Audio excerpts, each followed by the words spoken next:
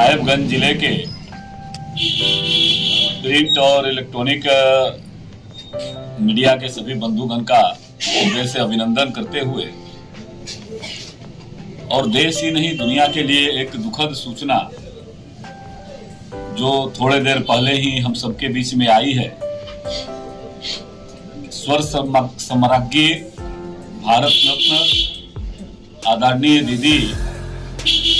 लता मंगेशकर जी के निधन की दुखद सूचना हम सबको मिली है और इस अवसर पर सचमुच में व्यक्तिगत रूप से पूरा देश शोकाकुल है। उनके प्रति विनम्र श्रद्धांजलि अर्पित करते हुए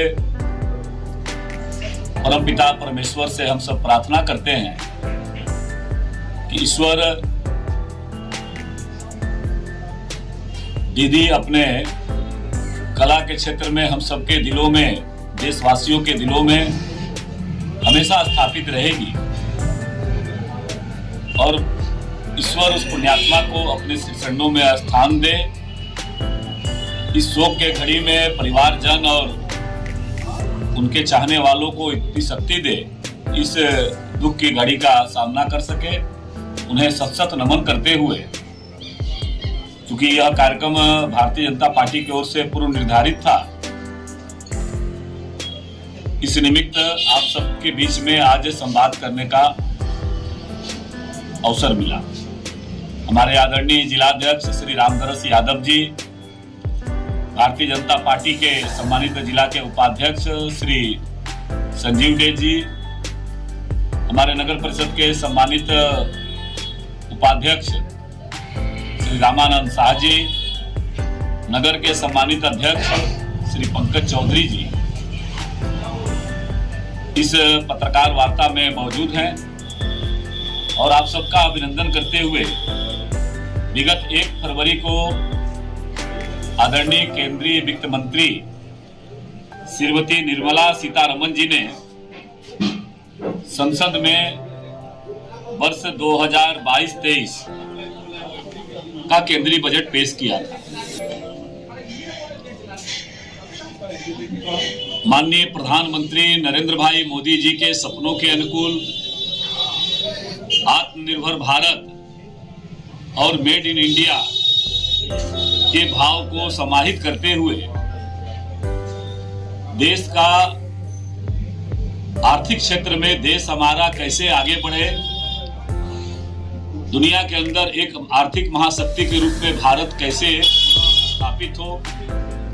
और ऐसे समय में जब विगत 2 वर्षों से पूरी दुनिया कोविड जैसे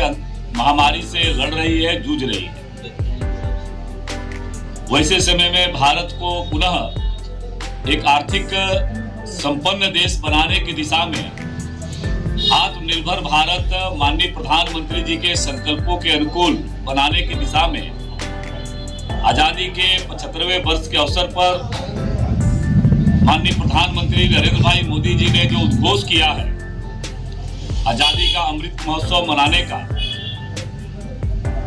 उस अवसर पर इस देश के अंदर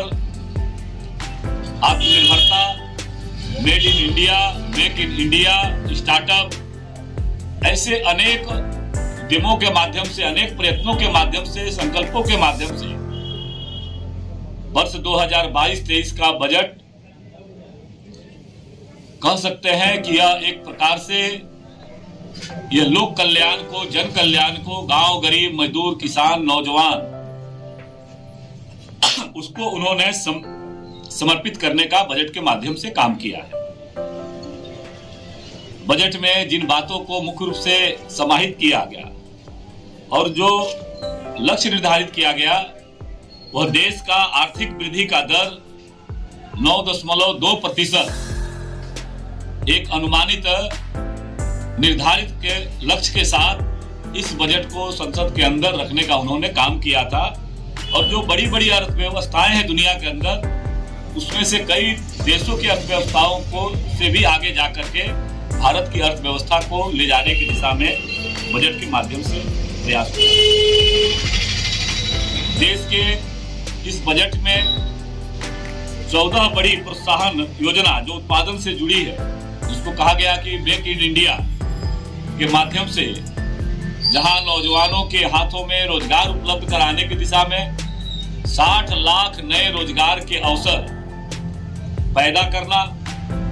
उसी प्रकार से आत्मनिर्भर भारत के माध्यम से देश के अंदर 20 लाख नए रोजगार के अवसर तैयार करना, यानी देश के युवाओं के समर्पण के लिए यह बजट, उनके रोजगार सृजन की दिशा में यह बजट समर्पित रहा है। वही देश के हमने देखा है कि किस प्रकार से इस बजट के माध्यम से आधारभूत संरचनाओं पर फोकस करने का काम इस बजट में किया गया। आधारभूत संरचनाओं की जब हम बात करते हैं तो हमने देखा कि पीएम गति शक्ति के माध्यम से, चाहे वो सड़क का मामला हो, चाहे वो रेल मार्ग का मामला हो, चाहे हवाई मार्ग का मामला हो, चाहे जल मार्ग का मामला हो, इन सारे क्षेत्रों में जो लॉजिस्टिक इंफ्रास्ट्रक्चर खड़ी करनी है, उस दिशा में इस बजट को केंद्रित करने का प्रयास हुआ। अगर कह सकते हैं कि सड़क मार्ग के बारे में, तो देश के अंदर 2022-23 में राष्ट्रीय राजमार्गों में 25,000 किलोमीटर नए मार्ग बनाने का इस बजट के माध्यम से चीजों को समाहित किया गया है। मल्टी मॉडल लॉजिस्टिक पार्क के बारे में कहे तो 4 स्थानों पर पीपीपी मॉडल के माध्यम से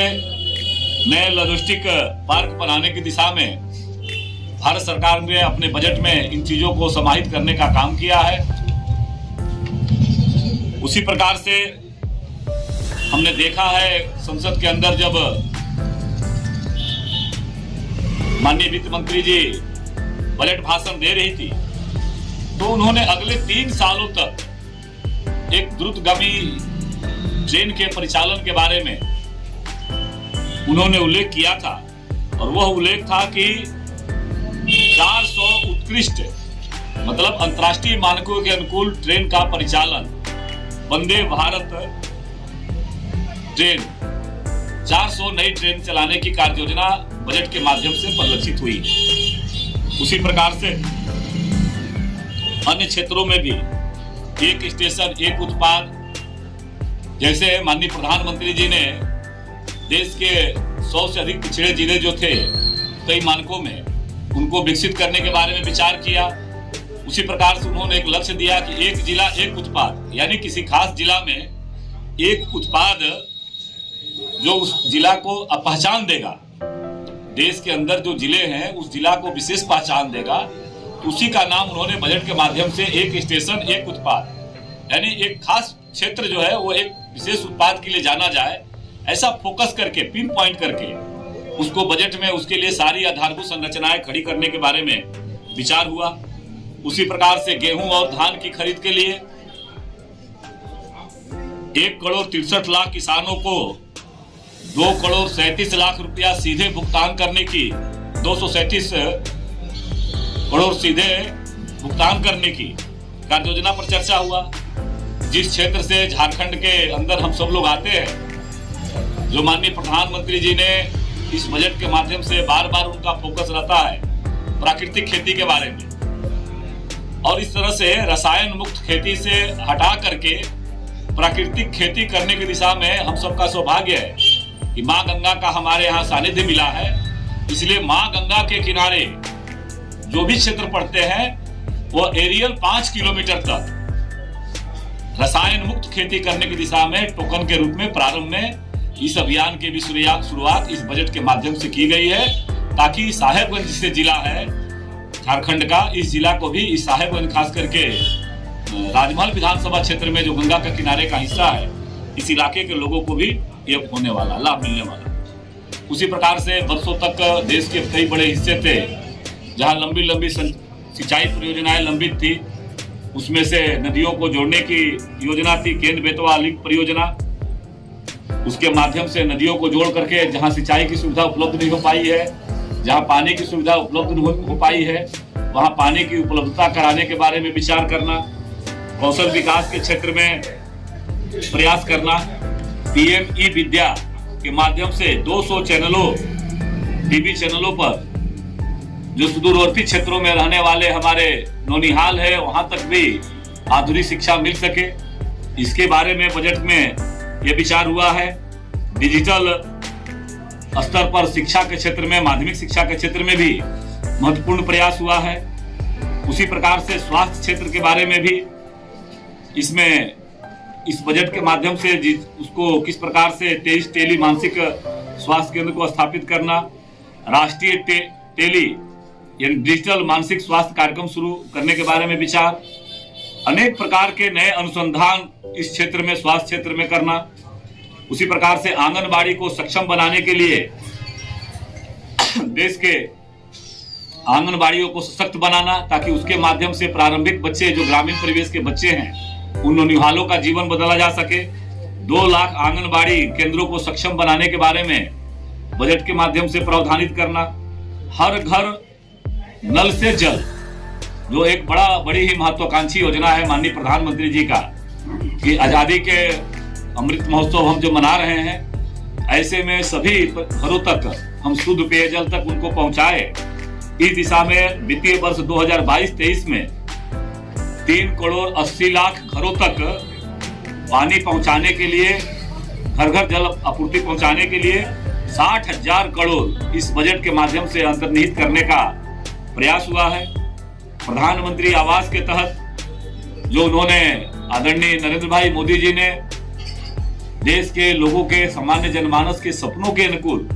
हर व्यक्ति की इच्छा होती है कि हमारा एक अपने जीते जी एक पक्का मकान बना सके, और हर घर को, परिवार को जो आज भी झोपड़ी में रहते हैं, उन बातों को ख्याल रखते हुए इस बजट में भी 80 लाख घरों के सपने को पूरा करने के लिए 48,000 करोड़ रुपया प्रधानमंत्री आवास योजना के माध्यम से समाहित करने का काम इस बजट में सरकार ने किया है। उसी प्रकार से हमने देखा है कि किस प्रकार से one nation one ration card जो सामान्य आम गरीब आदमी से जुड़ा हुआ, और वह कैसे उसके तक पहुंचे, तो डीबीटी के माध्यम से पहुंचे। हर क्षेत्र में डिजिटल इंडिया का जो सोच है, उस सोच को समाहित करते हुए पूरे पारदर्शी तरीके से इस बजट में उन्होंने समाहित करने का काम किया। और यह एक लोक कल्याणकारी बजट, भारत का भविष्य गढ़ने वाला बजट 2022-23 में